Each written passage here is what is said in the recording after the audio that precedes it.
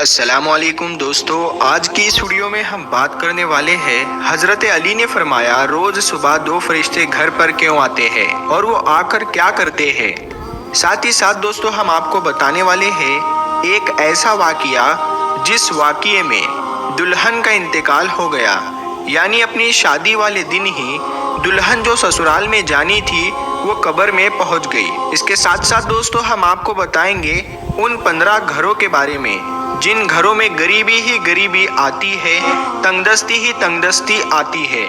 ये 15 काम जिन घर में भी होते होंगे वहाँ हमेशा परेशानियां ही रहेगी। प्यारे दोस्तों सब कुछ बताने वाले हैं, बस आप इस वीडियो को आखिर तक देखते रहिए। वीडियो शुरू करने से पहले आप इस वीडियो को एक लाइक जरूर करें और ज़्यादा से ज़्यादा शेयर करके अपने कुछ करीबी लोगों तक ज़रूर पहुँचाएं। तो चलिए वीडियो शुरू करते हैं। हजरत अली की खिदमत में एक शख्स आकर कहने लगा, या अली, दिन के आगाज में सबसे पहले क्या होता है? तो हजरत अली ने फरमाया, ऐ शख्स, दिन का आगाज 2 फरिश्तों से होता है।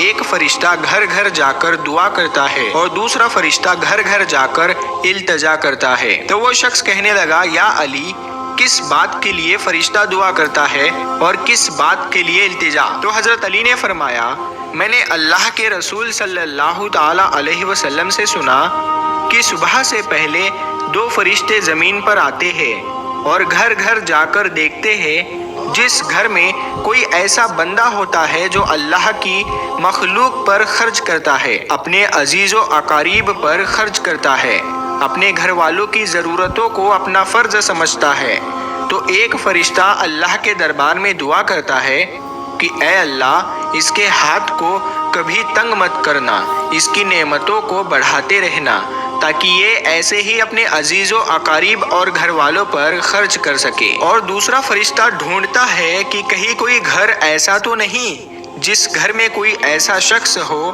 कि वो अपने घर वालों पर अजीज़ो अकारीब पर माल खर्च नहीं करता हो, वो छुपा कर रखता हो, यानी अल्लाह की मखलूक पर खर्च नहीं करता हो।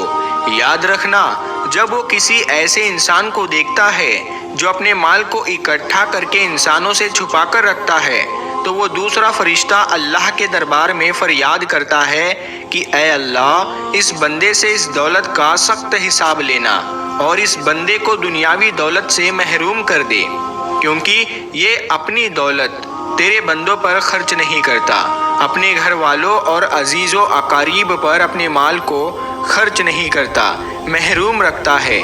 और यूँ अजीज़ों अकारीब पर खर्च करने वाला दुनिया में फराबानी और आखिरत में अजीम अजर पाता है। और जो दुनिया में अपना माल अपने अजीज़ों अकारीब पर खर्च नहीं करता, तो वो दुनिया में रुसवाई और आखिरत में सख्त अजाब देखता है। प्यारे दोस्तों अब हम आपको वो वाकिया सुनाते हैं जिस वाक़ये में दुल्हन का इंतकाल हो गया, यानी अपनी शादी वाले दिन ही दुल्हन कब्र में पहुंच गई।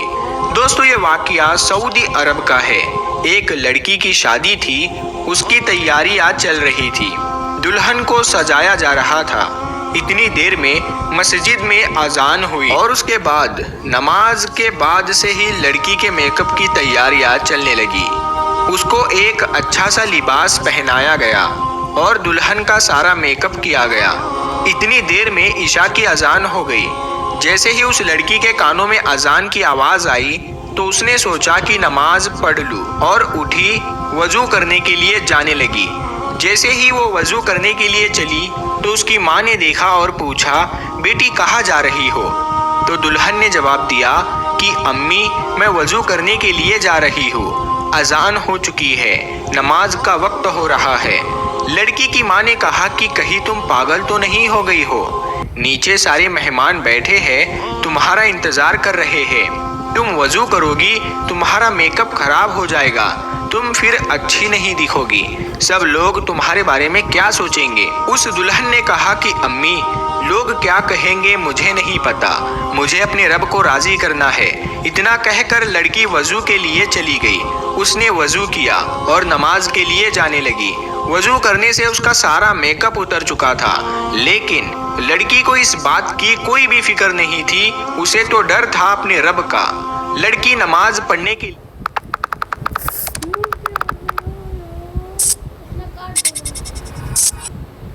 पढ़ने के लिए खड़ी हो गई और नमाज अदा करने लगी।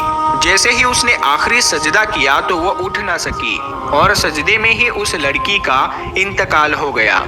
जब काफी देर बाद भी दुल्हन नीचे नहीं पहुंची तो माँ को फिक्र हुई। वो कमरे में गई, देखा तो दुल्हन सजदे में है। काफी देर के बाद भी जब वो सजदे से ना उठी तो माँ करीब जाकर उसे हिलाने लगी।